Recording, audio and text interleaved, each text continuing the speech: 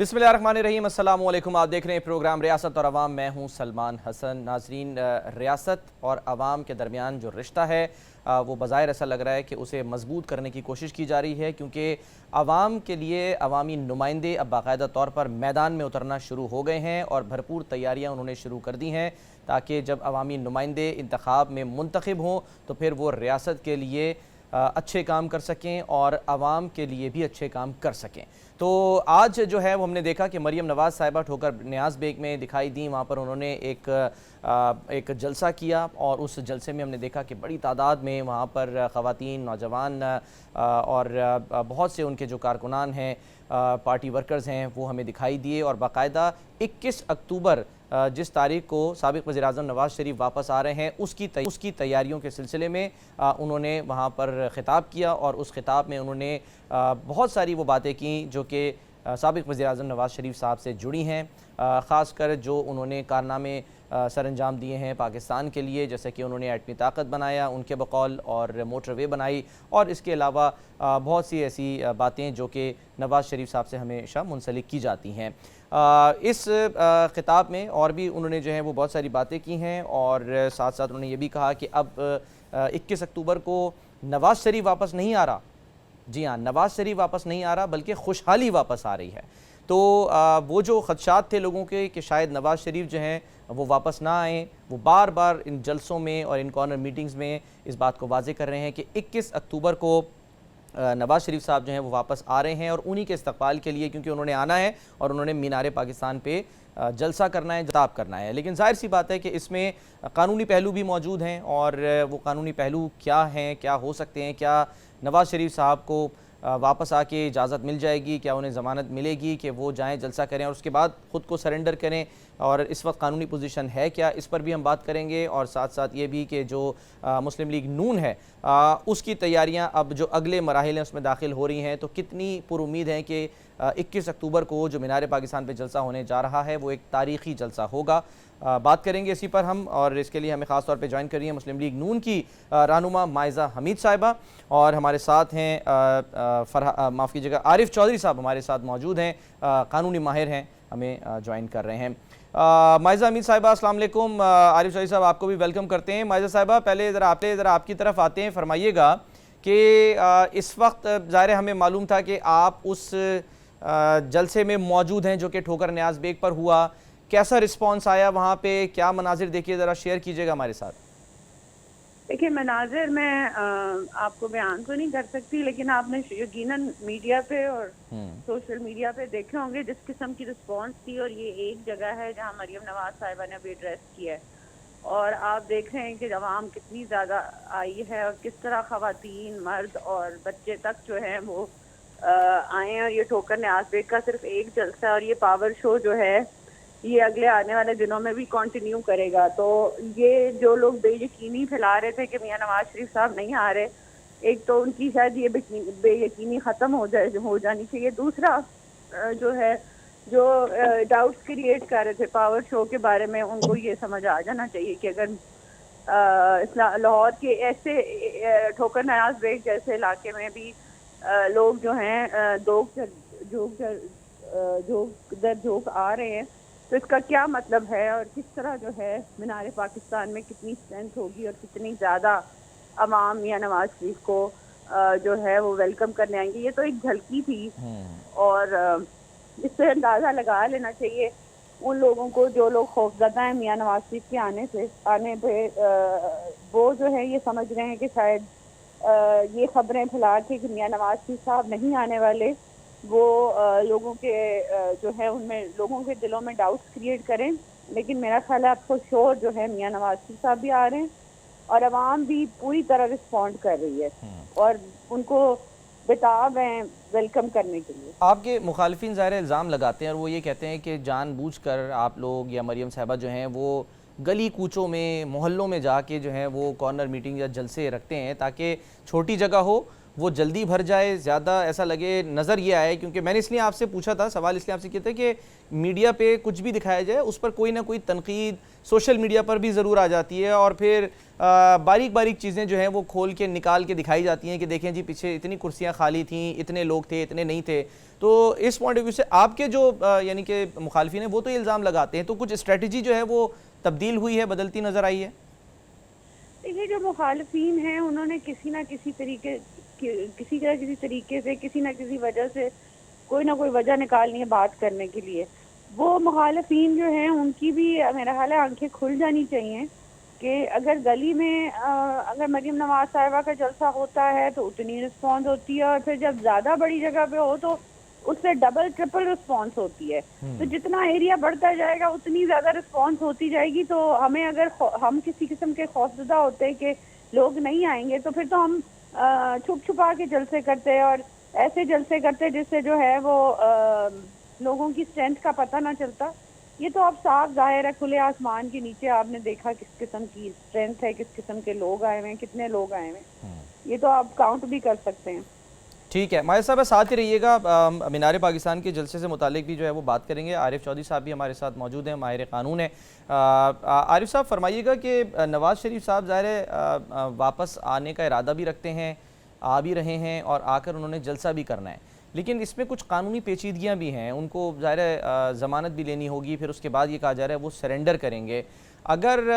پہلے تو یہ کہ اتنا یقین سے کیسے کہا جا سکتا ہے کہ ان کو جو ضمانت ہے وہ مل جائے گی اور وہ آ جائیں گے تو سیدھا مینار پاکستان پہنچ بھی جائیں گے اور اس کے بعد جا کے خود سے سرنڈر کریں گے؟ دیکھیں بہت شکریہ آپ کا۔ یہ ساری باتیں اس لیے کی جا رہی ہیں کہ ایک طے شدہ ایک ایجنڈے کے تحت سارا کچھ ہو رہا ہے اور اسی طرح چیزیں مینج اور مینیور کی جا رہی ہیں، اس لیے انہیں جو کہہ رہے ہیں انہیں کوئی شک نہیں ہے، کیونکہ نواز شریف صاحب جو ہیں ان کا آنا میرے نزدیک تو خوش آئند ہوگا، کوئی بری بات نہیں ہے، بہت اچھی بات ہے۔ بلکہ پاکستان کے تمام سیاستدان جو ہیں انہیں اجازت ہونی چاہیے کہ وہ کھل کر لوگوں کے سامنے جائیں اور پاکستان میں ایک ایسا الیکشن ہو جس سے کسی کو کوئی شک و شبہ نہ رہے، جو کہ اس وقت پاکستان کی حالت جو ہے وہ اس حد تک میں سمجھتا ہوں خراب ہوتی جا رہی ہے کہ دنیا میں خاص طور پر یہ جو کینیڈین پارلیمنٹ میں آیا ہے ریکوزیشن پیٹیشن آئی ہے، اور وہ پیٹیشن جو ہے وہ وہاں سے جب ریزالو ہو جائے گی چند دنوں بعد تو پاکستان کو بہت زیادہ مشکلات ہوگی، اور پاکستان کی یہ مشکلات دن بدن بڑھتی جا رہی ہیں، اور اس میں بنیادی وجہ یہ ہے کہ ہمارے ہاں جو کچھ کیا جا رہا ہے پی ٹی آئی کے کارکنوں کے ساتھ اور پی ٹی آئی کے سربراہ کے ساتھ، کہ اس کا نام تک نہیں دے سکتے، اور ہر جگہ ان کے ساتھ جاتی ہو رہی ہے، وہ پابند سلاسل ہیں، اور ایک شخص کے اور ایک پارٹی کے ہاتھ پیر باندھ کے ایک لیڈر کو لایا جا رہا ہے۔ تو میں یہ سمجھتا ہوں کہ قانون کا خون نہیں ہونا چاہیے، یعنی آئیں اور آ کر عدالتوں کے سامنے پیش ہو، جس طرح کا بھی عدالتی نظام ہے۔ ویسے تو مجھے اس میں بھی کوئی شک نظر نہیں آ رہا، جس طرح کی صورتحال اس وقت ہم نے پرویز الہی کے کیس میں دیکھی ہے سپریم کورٹ میں، کہ ایک مخصوص قسم کا ایجنڈا ہے اور مخصوص قسم کے ججز جو مخصوص انداز میں چیزوں کو ٹریٹ کر رہے ہیں، اور وہ چیزیں پریڈکٹیبل ہیں، کوئی اور بینچز بھی جو بن رہے ہیں وہ بالکل اسی طرح طے شدہ طریقہ کار کے مطابق بن رہے ہیں، اور اس کے ریزلٹس جو ہیں یہی وہ الزام عارف چودھری صاحب پہلے بھی لگتا تھا، لوگ جو تھے وہ مختلف تھے، اور الزام لگانے والے جو ہیں وہ مختلف ہوتے تھے، وہ یہ کہتے تھے کہ جی ایک طرح کے بینچز بن رہے ہیں اور ہم خیال لوگ جو ہیں وہ اس بینچز میں بیٹھے نظر آ رہے ہیں، اور اس کا نتیجہ یہ نکلتا ہے کہ جی فیصلے بھی لوگوں کو پہلے سے پتہ ہوتے ہیں، آپ پان والے کے پاس چلے جائیں گے وہ آپ کو بتا دے گا کہ کیا فیصلہ آنے والا ہے۔ تو یہ تو پہلے بھی الزام لگ رہے تھے۔ میں سمجھتا ہوں کہ یہی بات تو خطرناک ہے میرے لیے۔ مجھے تو اس سے کوئی فرق نہیں پڑتا کہ میں کسی خاص سیاسی پارٹی کا ایجنڈا میرے پاس نہیں ہے، میں تو یہ سمجھتا ہوں کہ جو پہلے ہو رہا تھا اس طرح کے بینچز اور ان کے بارے میں پریڈکشن جو تھی اس طرح ہو جانا، پہلے لوگوں کو پتا ہونا، یہ بھی کوئی اچھی بات نہیں تھی، اور نہ ہی اب یہ اچھی بات ہے۔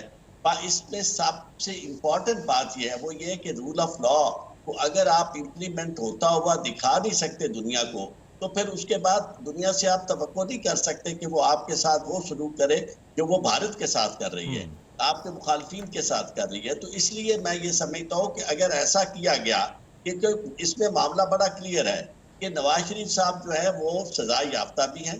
اور وہ وہاں ایک پیپر جو ہے وہ سائن کر کے ان کے بھائی صاحب دیکھنے دیا، اور اس کی بنیاد پر وہ گئے ہیں، اور انہوں نے بیماری کا کہا تھا، اور 4 سال وہ وہاں رہے۔ اگر وہ جسٹیفائی نہیں کر سکتے اور وہاں رول آف لا جو ہے وہ عمل میں نہیں آتا اور عدالتیں ان کو غیر معمولی طور پر بیل بھی دے دیتی ہیں، اور کیونکہ سزا یافتہ شخص جو ہے اور خاص طور پر جب وہ مفرور ہو جاتا ہے تو اس کے بعد تو عام نارمل جو یعنی سہولتیں ہوتی ہیں قانون کی ایک انوسنٹ شخص کے لیے وہ ختم ہو جاتی ہیں، بنیادی انسانی حقوق بھی ان کے کافی حد تک جو ہے وہ سلب ہو جاتے ہیں کیونکہ وہ مفرور ہوتے ہیں۔ تو اگر ان کے ساتھ ایک ڈسکریمنیٹری سلوک کیا گیا اور انہیں بڑا ڈسٹنکٹیولی یعنی انہیں مطلب اس طرح کیا گیا جس طرح دوسرے لوگوں کو نہیں کیا جاتا، تو اس سے جو نقصان ہوگا جو ابھی تک ہوا جو آپ نے بات کی وہ بہت درست بات ہے۔ اس سے ہماری عدلیہ، ہمارا عدالتی نظام اور ہماری اسٹیبلشمنٹ جو جس پہ یہ الزام لگتا ہے کہ عدلیہ ان کی مرضی سے چل رہی ہے، یہ وہ چیزیں ہیں جس کی وجہ سے پاکستان جو ہے وہ ایک بالکل ٹھیک ہے سر، اب آپ کا پوائنٹ آ گیا، لیکن بہرحال میں اسی بات پہ قائم ہوں کہ یہ پہلا موقع نہیں ہے، ماضی میں بھی ہم نے دیکھا، ظاہر ہے ابھی ہم مائزہ صاحبہ سے بھی پوچھ لیں تو وہ بھی یہی کہیں گی اور کہتے آئے ہیں ہمیشہ۔ مائزہ صاحبہ یہ فرمائیے گا کہ لیول پلینگ فیلڈ کا جو ہے وہ شکوہ گلہ پیپلز پارٹی کی طرف سے بھی سامنے آیا، اور اب جیسے عارف چودھری صاحب بھی کہہ رہے ہیں کہ جی، اور پھر ہم نے دیکھا مولانا فضل الرحمان صاحب نے بھی یہ بات کہہ دی، وہ کہہ رہے ہیں کہ جی میرا مخالف جیل میں ہو تو مجھے مزہ نہیں آئے گا کہ میں جو اس کے خلاف جلسے کر رہا ہوں۔ آپ لوگوں کی کیا سوچ ہے کہ آپ لوگوں کو ویسا ماحول ملے جو کہ تحریک انصاف کے چیئرمین کو ملا تھا کہ ان کے جو اس وقت کے سب سے بڑے مخالف تھے وہ جیل میں تھے تو وہ جیتنے میں کامیاب ہوئے، یا آپ سمجھتی ہیں نہیں مقابلہ تب ہوگا کہ جب نواز شریف بھی باہر موجود ہوں، ان کو بھی اجازت ہو، اور کہ ان کے جو سب سے بڑے مخالف ہیں وہ بھی باہر ہوں اور ان کو بھی کھل کر کھیلنے کی اجازت ہو؟ دیکھیں، سیاستدان کا سیاستدان سے مقابلہ تو ٹھیک ہے، ہونا چاہیے اور پورے طریقے سے بھرپور طریقے سے ہونا چاہیے، اور جو جیت جائے اس کو ایکسیپٹ بھی کرنا چاہیے۔ لیکن اگر سیاستدان کا مقابلہ ایک دہشت گرد یا ٹیررسٹ کے ساتھ کیا جائے جو 9 مئی میں بھی ملوث تھے اور اپنی قومی اثاثوں کو جو ہے اس کو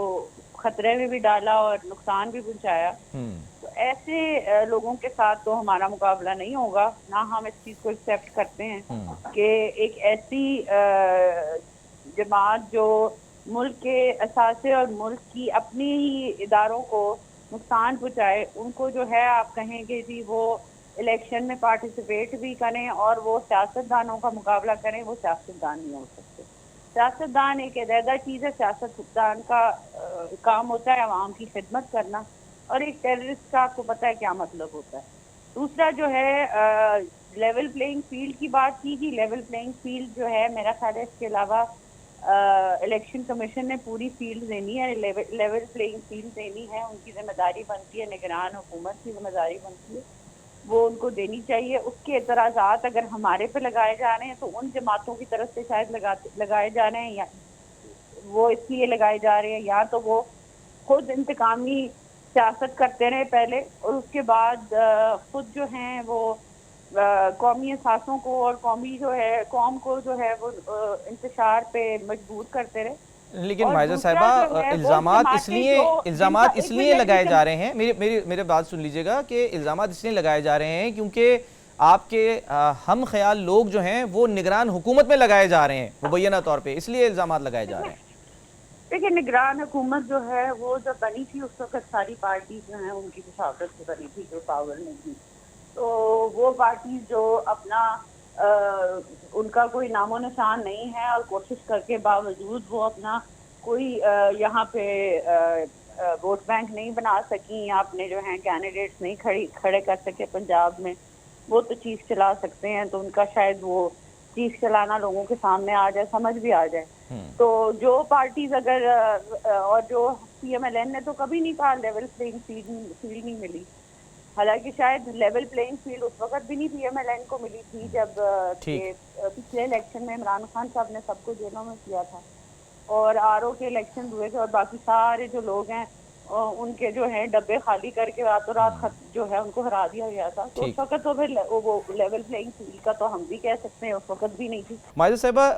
ہر جو بھی ایک کوئی ایونٹ ہوتا ہے یا کوئی حکمت عملی ہوتی ہے اس میں کوئی نہ کوئی ایک بیک اپ پلان ہوتا ہے، کنٹینجنسی پلان ہوتا ہے کہ اگر یہ نہ ہوا تو پھر ہم یہ کریں گے۔ تو فرض کریں اگر ضمانت نہ ہوئی، نہ ملی، کیونکہ ظاہر ہے پاکستان کی جو عدالتیں ہیں اس کے نزدیک سابق وزیر اعظم جو ہیں وہ تو ایبسکانڈر ہیں، تو اگر ضمانت نہ ہوئی تو پھر کیا ہوگا؟ قانون کو ماضی میں بھی انہوں نے فالو تو کیا ہے، عدالتوں کا احترام بھی وہ کہتے ہیں ہم نے ہمیشہ کیا ہے، تو اگر عدالت نے ضمانت نہ دی تو پھر کنٹینجنسی پلان کیا ہوگا، بیک اپ پلان کیا ہوگا؟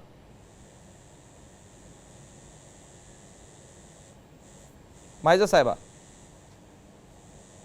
بسم اللہ الرحمن، دیکھیں جی، ایک پاپولر لیڈر رہے ہیں، ایک منتخب لیڈر رہے ہیں میاں نواز شریف صاحب. تو یہ چیز کہنا کہ جو ہے وہ اگر عدالتیں جو ہیں ان کا آپ نے جس طرح کہا کہ پوری طرح رسپیکٹ کی گئی، پورا ان کا جو ہے وہ ان کو 300 پیشیوں پہ میاں نواز شریف صاحب جاتے رہے، عدالتوں کے حکم پہ جو ہے انہوں نے ہر سزا بھی کاٹی، چاہے وہ عدالتیں شاید کمپرومائز تھیں ایٹ دا ٹائم. تو ابھی تک کمپرومائز نہیں، ریسنٹلی دیکھا جائے تو میں یہ سمجھتی ہوں کہ اگر میاں نواز شریف صاحب کو وہ رول آف لا مانتے رہیں اور اس کی رسپیکٹ بھی کرتے رہے، کنٹینجنسی پلان ہمارا عمران خان جیسا تو نہیں ہو سکتا کہ ہم کہیں گے لوگوں کو کہ سیاست جو ہے میری سیاست کے لیے 4 لاشیں گرا دیں. ایسے کام تو میاں نواز شریف صاحب نے کبھی بھی نہیں کیے اور نہ کسی کو کہا ہے. تو جو بھی محب وطن پاکستانی ہے، جو بھی محب وطن وزیر اعظم ہے، وہ جو ہے وہ پھر ہر چیز اپنے اوپر لیتا ہے. تو اس طرح ہی جو ہے ان لوگوں کے کنٹینجنسی پلانس نہیں ہوتے جو لوگ جو ہیں وہ اپنے ملک کی خاطر آتے ہیں. اب آپ کے خیال میں عدالتیں جو ہیں وہ کمپرومائز نہیں ہیں، آپ یہ کہہ رہی ہیں؟ دیکھیں میں یہ ابھی کچھ نہیں کہہ سکتی، لیکن میں یہ کہہ سکتی ہوں کہ ابھی ریسنٹلی تک جو ہے آپ کے پاس عدالتی فیصلوں کا بھی پتہ تھا کہ کیا آنے،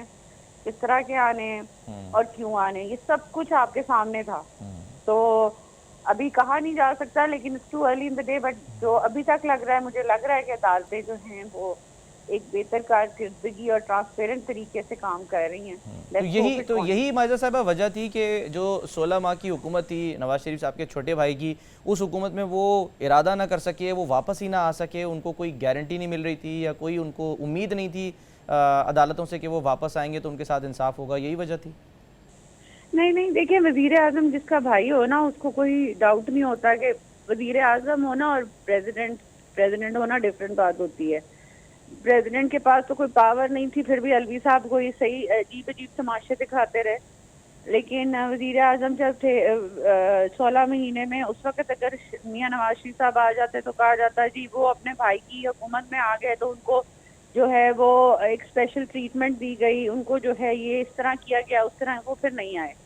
لیکن اب جو ہے میں سمجھتی ہوں کہ وقت کی ضرورت ہے کہ میاں نواز شریف صاحب آئیں، اور میاں نواز شریف صاحب عام عوام اور جو لوگ مشکل میں ہیں اکانومی کی وجہ سے، مہنگائی کی وجہ سے اور دیگر ایشوز کی وجہ سے، اور وہ جو ہے ان کو سارٹ آؤٹ کرے اور ان کی ٹیم جو ہے ان کو اس کو ایک بہتر ڈائریکشن میں لے کے جائیں. کہ میری نظر میں کوئی ایسا لیڈر نہیں ہے جو میاں نواز شریف کی جو فورس سائٹ ہے اور ویژن کو آگے لے کے جائے. آپ سے یہ جاننا چاہوں گا کہ ابھی مریم نواز صاحبہ نے جو خطاب کیا اس میں انہوں نے کہا کہ نواز شریف نے اقتدار کے دن کم دیکھے اور مشکلات کے دن جو ہیں وہ زیادہ دیکھے ہیں. آپ نے بھی ظاہر سنا ہوگا، لیکن یہ فرمائیے گا کہ جس وجہ سے مشکلات کے دن زیادہ دیکھے اور اقتدار کے دن انہوں نے کم دیکھے، وہ وجہ تو وہیں کی وہیں موجود ہے. وہ وجہ جس پر ان کا بیان تو پہلے سامنے آ رہا تھا، لیکن اب ایسا لگ رہا ہے کہ وہ وجہ اس پر جو ہے وہ مٹی ڈال دی گئی ہے، اس پر پانی ڈال دیا گیا ہے کہ نہیں جی چھوڑو اس کو اور ہم چلتے ہیں اب آگے معیشت کو ٹھیک کریں گے. صرف وہ وجہ وہی رہے گی. مائزہ صاحبہ کی طرف. مائزہ صاحبہ دیکھیے، پہلی بات تو یہ ہے کہ یہ جو بار بار یہ کہہ رہے تھے ہاتھ پاؤں باندھی ہیں، مجھے بتائیں کہ ایک عام پاکستانی اگر جو ہے ڈی ایچ کے اوپر حملہ کرتا ہے، آپ اپنی پاک آرمی کو جو ہے ٹارگٹ کرتے ہیں، آپ اپنے معصوم بچوں کو جو ہے ٹیررسٹ کی طرح ان کا برین واش کرتے ہیں، اور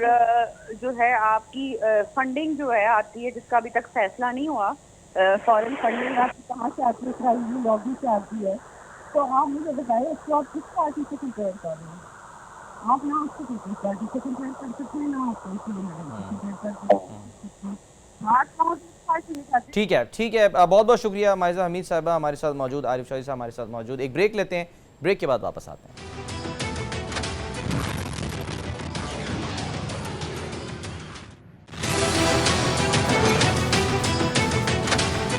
वेलकम बैक जी। एक अरसे से हम देख रहे हैं कि इसराइल की जानिब से बैतुल मक़दस पर जो जुल्म और जबर और बर्बरियत जारी है और किस तरह से जुल्म का निशाना बनाया गया है हमेशा से, और 2007 से हम ये देख रहे हैं कि गज़ा की पट्टी पर उनका जो है वहाँ पर जो 20 लाख लोग हैं उनका मुहासरा किए हुए हैं और जुल्म और बर्बरियत की एक दास्तान है जो कि रकम होती चली आई है।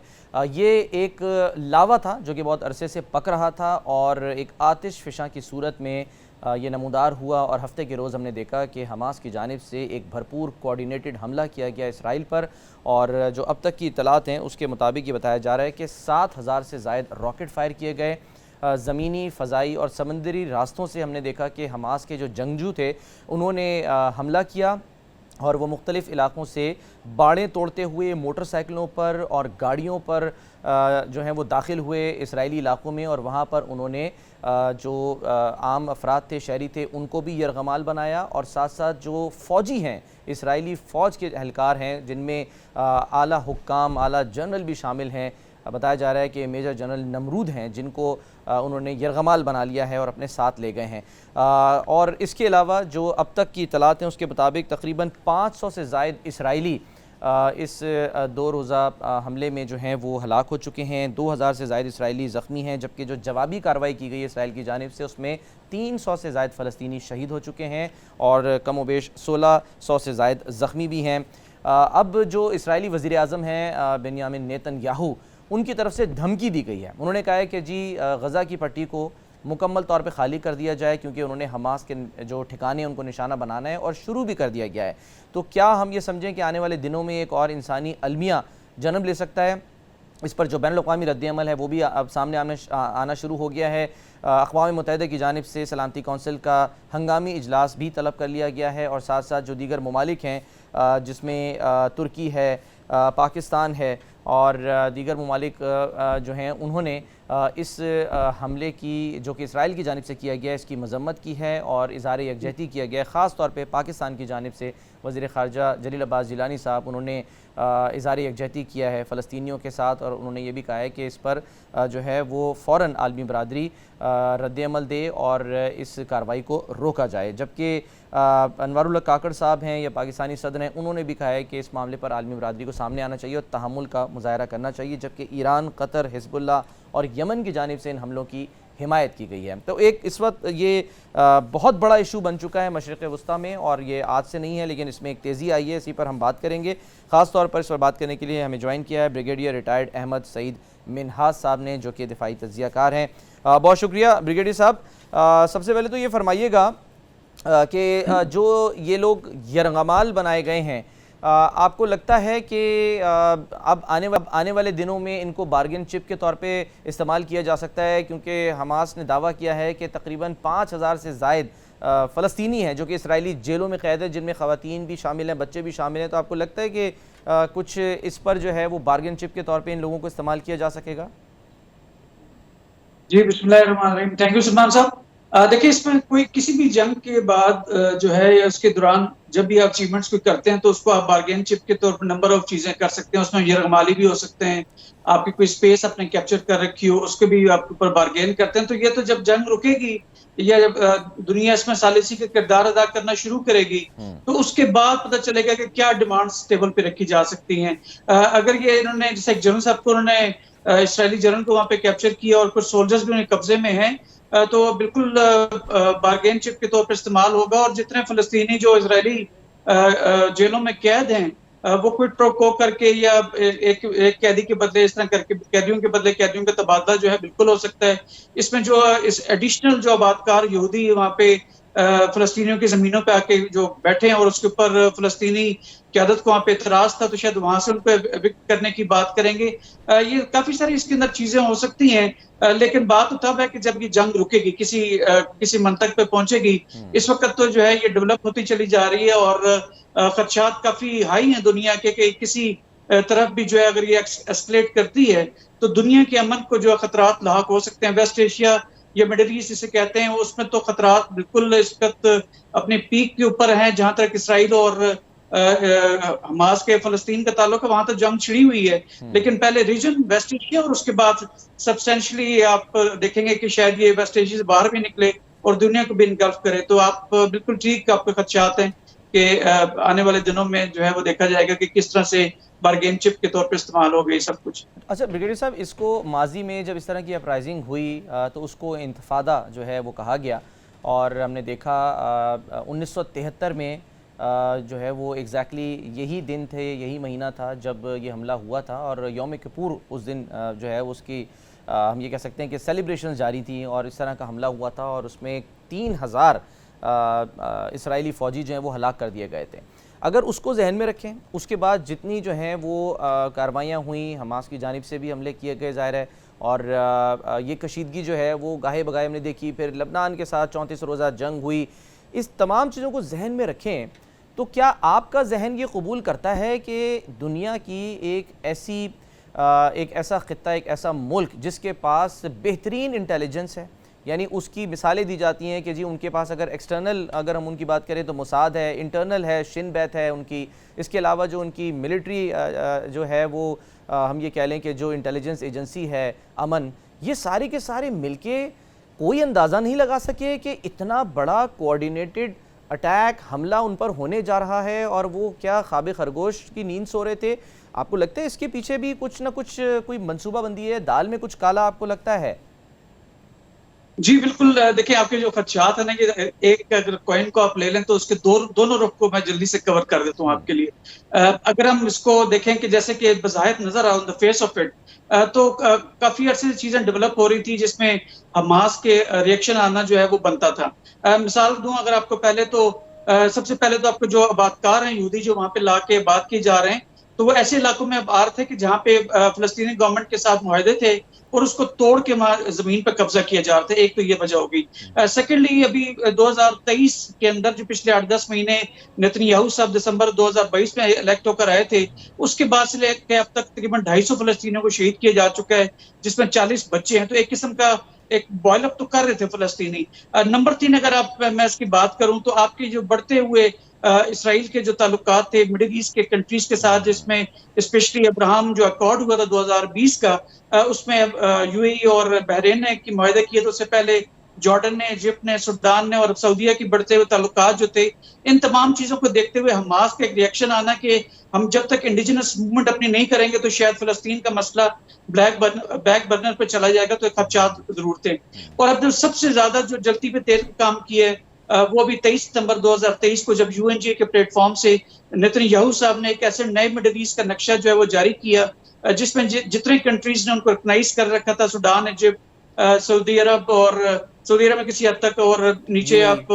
دیکھیں تو بحرین اور یو اے ای، تو ان سب کو گرین شو کیا گیا تھا. اور اسرائیل کا نقشہ جو ہے اس میں ٹوٹلی گولان ہائٹس، آپ کا ویسٹ بینک اور آپ کے غزہ کی پٹی کو جو ہے وہ بالکل غائب کر دیا گیا تھا، اور پورے کا پورا علاقہ اسرائیل دکھایا گیا. تو یہ جلدی پہ تیل کام کیا اور with in 2 weeks time Hamas نے اٹیک کر دیا. ابھی جب آپ کے خدشات کی جہاں بات ہوتی ہے فلپ سائڈ، اگر ہم اب اس کو دیکھیں تو آپ اس کو کنسپیریسی تھیوریز بھی کہہ سکتے ہیں اور دنیا کے بڑھتے ہوئے خدشات کو بھی آپ سامنے رکھ سکتے ہیں. نمبر 1 کیا چیز ہے کہ کیسے ممکن ہوا کہ آپ کو دنیا کی بہترین انٹیلیجنس ایجنسی موساد جس کو گریڈ کیا جا سکتا ہے، اس کو غزہ کی پٹی کے اندر آپ چھوٹے سے علاقے کے اندر 5000 سے زائد راکٹ، اب تو 7000 راکٹ فائر ہو چکے ہیں، وہ بلڈ اپ کر رہے ہیں اور آپ کو پتہ نہ ہو. ساری کی ساری جتنی سیٹلائٹ کی انفارمیشن ہے جو امریکن ہے ان کا جو ہے ان کا حاصل آئرن ڈوم سسٹم ہوتا تھا، ایک نظام تھا آئرن ڈوم، وہ کہاں چلا گیا اچانک. اور یہ ہم اس مساد کی بات کر رہے ہیں بریگیڈیئر صاحب. آپ کو یاد ہوگا 2010 میں انہوں نے حماس کے ہی ایک رہنما تھے بڑے اہم، القسام بریگیڈ کے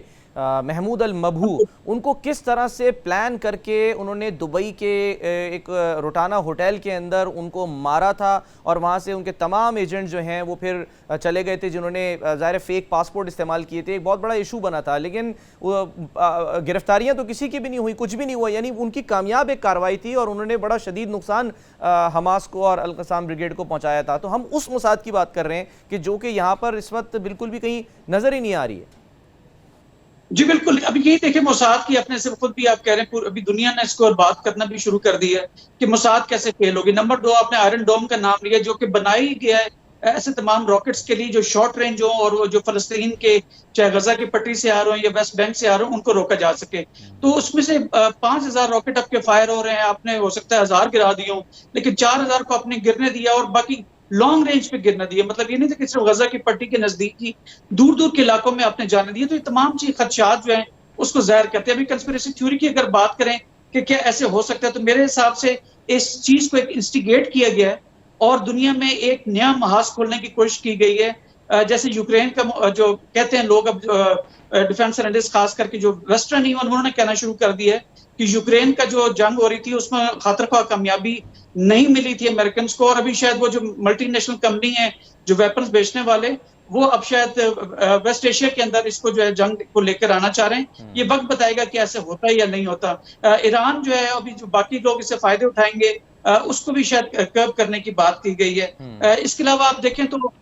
پچھلے 2019 سے لے کے 2022 تک تقریباً 4 گورنمنٹس جو ہیں اسرائیل میں چینج ہوئی ہیں, کیونکہ جو وہاں پہ لوکل آبادکار تھے ان کو اپنی گورنمنٹ پہ ٹرسٹ نہیں تھا. اور جب نیتن یاہو صاحب ابھی دوبارہ آئے ہیں دسمبر 2022 کی, تو انہوں نے کچھ کر کے دکھانا تھا, اور نیتن یاہو صاحب جانے چاہتے ہیں اپنی اتھارٹی کی وجہ سے, اتھارٹیرین جو ان کا اپروچ ہے اس کی طرف سے. اب وہ الٹرا قسم کے نیشنلسٹ ہیں اور وہ جو انتہائی قسم کے جو ہے وہ کنزرویٹو بھی ہیں. تو انہوں نے کچھ اس طرح کی چیز دی ہے بریگیڈیئر صاحب کہ جی 12 گھنٹے کا الٹیمیٹم دیا ہے کہ آپ غزہ کی پٹی جو ہے اس کو خالی کر دیں. 20 لاکھ کی آبادی ہے.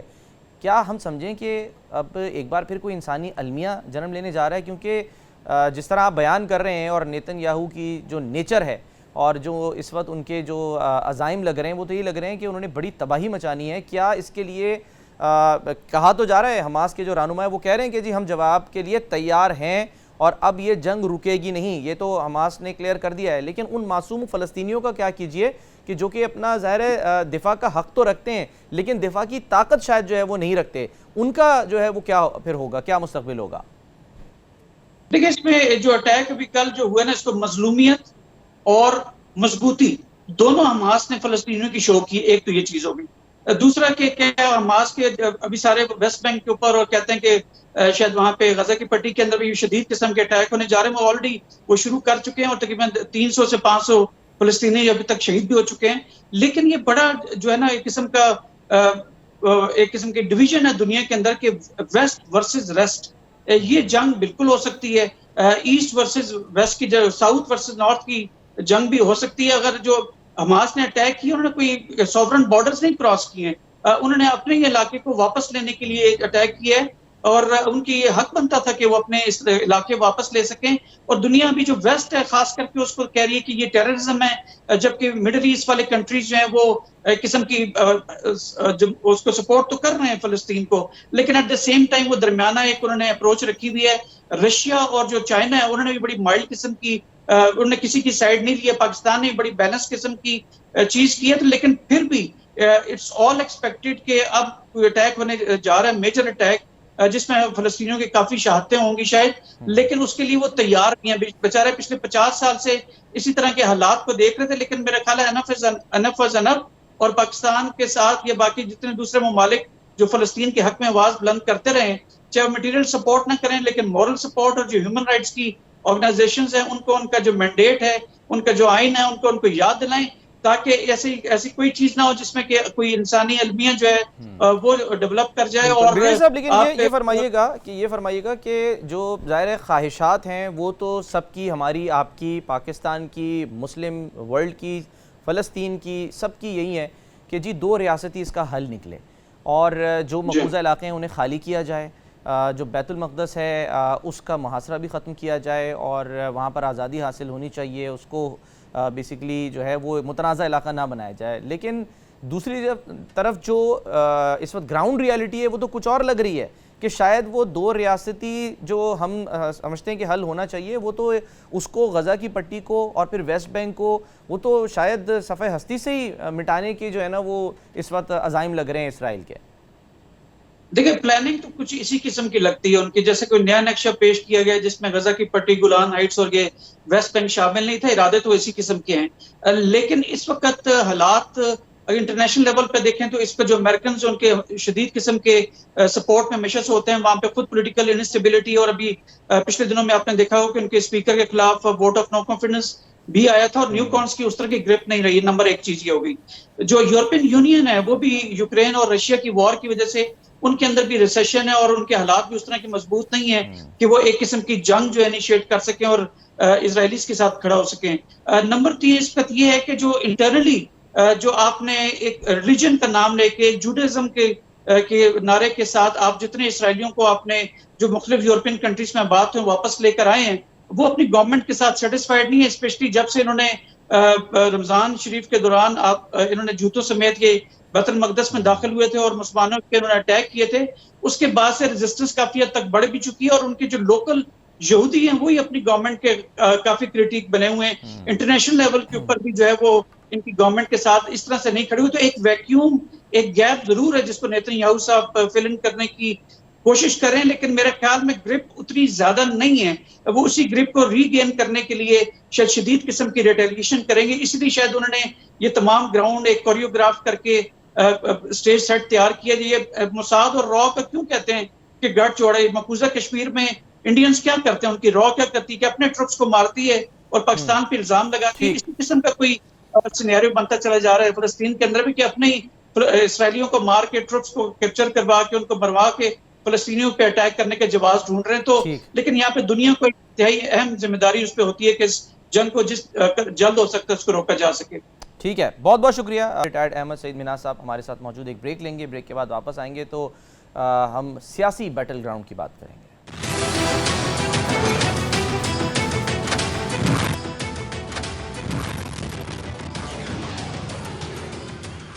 ویلکم بیک جی. تو آپ نے دیکھا کہ اب ماحول جو ہے وہ الیکشن کا بنتا جا رہا ہے, اور ہم نے جب مائزہ حمید صاحبہ سے بات کی تو انہوں نے بھی تفصیل سے ہمیں بتایا کہ کس طرح سے اب جو ہے وہ باقاعدہ طور پہ 21 اکتوبر مینار پاکستان جلسے کی تیاریاں کی جا رہی ہیں. اس پر پیپلز پارٹی جو ہے آنے والے الیکشن سے متعلق کیا رائے رکھتی ہے, اس بارے میں ہم بات کریں گے. خاص طور پہ ہمیں جوائن کر رہے ہیں پاکستان پیپلز پارٹی کے سینئر رہنما حسن مرتضیٰ صاحب. حسن مرتضیٰ صاحب, یہ تو سب سے پہلے آپ فرمائیے گا کہ اب وہ جو شکوک و شبہات تھے, کیونکہ میں آپ کا ایک بیان بھی دیکھ رہا تھا 1-2 روز پہلے کا, آپ کہہ رہے تھے کہ لگ نہیں رہا کہ نواز شریف صاحب جو ہے واپس آ رہے ہیں. کچھ ایسی بات بلاول بھٹو صاحب نے بھی کی, تو اب یقین ہو گیا آپ کو ٹھوکر نیاز بیگ پہ مریم صاحبہ نے ایک بار پھر یہ واضح کیا ہے کہ آ رہے ہیں نواز شریف صاحب؟ بہت شکریہ جی. ہم نے تو کبھی بھی یہ نہیں کہا کہ وہ نہ آئیں. ہم نے تو ہمیشہ کہا ہے کہ ان کا جو آئینی کردار ہے وہ انہیں پاکستان میں رہ کے ادا کرنا چاہیے, اور پاکستان میں ان کی جماعت ہے, وہ پاکستان کے 3 دفعہ وزیر اعظم رہے ہیں. ان کو یقیناً اپنے ملک میں اس وقت جو حالات ہیں ان کے مطابق انہیں آنا چاہیے. ہم تو انہیں ویلکم کرتے ہیں. اور جہاں تک کہ ان کے نہ آنے کا ہے, وہ ان کی اپنی باتوں سے اور ان کی جو قیادت پاکستان کے اندر موجود ہے ان کے بیانات سے یہ اندازہ لگایا جاتا ہے کہ ان کی طبیعت ٹھیک نہیں ہے, کبھی کچھ اس قسم کی چیزیں. اگر نہ پاکستان پیپلز پارٹی تو کبھی بھی یہ نہیں چاہتی کہ کسی بھی سیاسی قیادت کو جو ہے وہ دیوار کے ساتھ لگایا جائے یا کسی بھی جماعت کو انتخابات سے دور رکھا جائے. پیپلز پارٹی تو چاہتی ہے کہ سب کے لیے لیول پلینگ فیلڈ ہو, سارے جو ہیں وہ کھل کے اپنے منشور کے مطابق, اپنے نظریات کے مطابق الیکشن میں اتریں اور لوگ ان کے نظریات کو اور ان کی سوچ کو, ان کے ویژن کو ووٹ دیں. تو حسن مرتضیٰ صاحب, اس وقت آپ کے خیال میں پیپلز پارٹی سمیت سب کو لیول پلینگ فیلڈ مل رہی ہے یا نہیں مل رہی؟ دیکھیں, پاکستان پیپلز پارٹی تو یہ بارہا کہہ چکی ہے کہ لیول پلینگ فیلڈ نہیں ہے. حالات اس قسم کے بنائے جا رہے ہیں یا بیانات سے یا ایکٹ سے ایسا فیل ہوتا ہے کہ کسی مخصوص جماعت کے لیے راہ ہموار کرنے کی کوشش کی جا رہی ہے, جس کے لیے پیپلز پارٹی اپنا جو اس کا رائٹ ہے, جو اس کا حق ہے, وہ اسے استعمال کر رہی ہے اور کوشش کر رہی ہے کہ پرامن شفاف انتخابات ہوں, اور تاکہ ان کے نتائج کے جب آئیں تو اس پہ کوئی بھی جماعت جو ہے وہ کسی احتجاج میں نہ جائے بلکہ وہ اپنا آئینی کردار ادا کرے. اچھا حسن مرتضیٰ صاحب, اکثر جب سیاستدانوں سے, رہنماؤں سے پوچھا جاتا ہے تو وہ یہ کہتے ہیں کہ جی ملک میں, اور ایک عام تاثر, ایک رائے یہی ہے کہ جی تجربات ہوتے رہیں. حالانکہ قائد اعظم محمد علی جناح نے جو فرمایا تھا وہ یہ کہا تھا کہ ہم ایک ایسی تجربہ گاہ بنانا چاہتے ہیں جہاں اسلام سے متعلق جو ہیں وہ ہم بہت سارے معاملات جو ہیں وہ اس کو دیکھ سکیں. لیکن یہاں پر تو سیاست سے متعلق جو ہے یہ کہا جاتا ہے جی تجربہ گاہ بنا دی گئی ہے اور تجربے ہوتے رہے ہیں. تو آپ کو لگتا ہے کہ اب 21 تاریخ کے بعد سے 21 کو بھی جو نواز شریف صاحب آ رہے ہیں وہ بھی ایک تجربہ ہی ہو رہا ہے؟ دیکھیں میں اس کو اس طرح نہیں سمجھتا جس طرح آپ شاید کہہ رہے ہیں، اور میں نے کہیں نہیں پڑھا کہ قائد اعظم صاحب نے یہ کہا ہو کہ یہ اسلامی تجربہ گاہ ہوگی. شاید میری نظر سے کہیں نہیں گزرا، یہ کسی جگہ بھی نہیں ہے. یہ ریاست جو ہے اس میں تمام لوگوں کے برابر کے حقوق ہیں، اس میں اقلیتوں کو بھی جو حقوق ملے ہیں، آئینی، جمہوری، انسانی حقوق، معاشی حقوق، وہ سارے جو ہیں سب کے لیے ہے، اور کسی بھی مخصوص طبقہ، فرقہ، مکاتب فکر کسی کے لیے بھی وہ مخصوص کے لیے نہیں ہے. دیکھیں ہمارا جو یہ کہنا ہے کہ یہ آپ کے مطابق جس طرح آپ نے کہا یہ کوئی تجربہ نہیں ہے. یہ تجربہ تو پچھلی دفعہ بھی ہوا تھا جب میاں صاحب جدہ تشریف لے گئے تھے. شاید وہ کوئی تجربہ اپنا کرتے ہوں. اس سے ملک نے کیا تجربہ کرنا ہے کہ میاں صاحب جا رہے ہیں، میاں صاحب آ رہے ہیں. یہ ملک کو تو اس سے کوئی غرض نہیں ہے. وہ تو ذاتی اپنی تکلیف، ان کو جو صحت کے معاملات تھے وہ یہی کہہ کر گئے تھے کہ میری صحت ٹھیک نہیں ہے، تو وہ گئے اور اب وہ واپس آ رہے ہیں کہ میری صحت ٹھیک ہو گئی ہے. پھر کبھی میاں شہباز شریف صاحب کہتے ہیں کہ صحت ابھی ٹھیک نہیں ہوئی.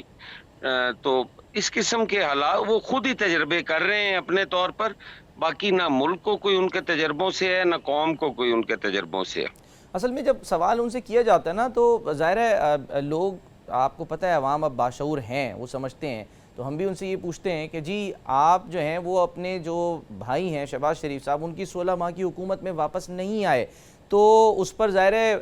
دبے الفاظ میں تو یہ کہا جاتا ہے نا کہ جی حالات سازگار نہیں تھے. تو اب ایسا کیا ہوا کہ حالات سازگار ہو گئے؟ علاج تو ان کا ابھی بھی ظاہر ہے چل رہا ہے اور ابھی بھی تازہ رپورٹ آئی ہے. تو اس میں ہم تو یہ بات کریں کہ حالات ایسے اچانک کیا سازگار ہو گئے؟ کیا عدالتی معاملات اگر ہم دیکھیں تو اس میں ان کو کچھ تھوڑا سا ریلیف ملتا نظر آ رہا ہے جس کی وجہ سے انہوں نے اپنا مائنڈ میک اپ کیا؟ دیکھیں جی، ریلیف تو ملے نہ ملے لیکن ان کے ساتھ بھی انصاف ہونا چاہیے. ہم تو کہتے ہیں جی کہ تحریک انصاف کے ساتھ بھی انصاف ہونا چاہیے. ہم تو کہتے ہیں کہ 9 مئی کے ملزمان کے ساتھ بھی انصاف ہونا چاہیے. 9 مئی کا واقعہ پوری قوم نے اس کی مذمت کی ہے اور وہ انتہائی شرمناک اور افسوسناک واقعہ ہے. اس میں جو ملوث لوگ ہیں، جو اس کے ماسٹر مائنڈ ہیں، ان کو سزا ملنی چاہیے. اور میں تو کہتا ہوں کہ یہ پارلیمنٹ پہ حملے والوں کو بھی ملنی چاہیے،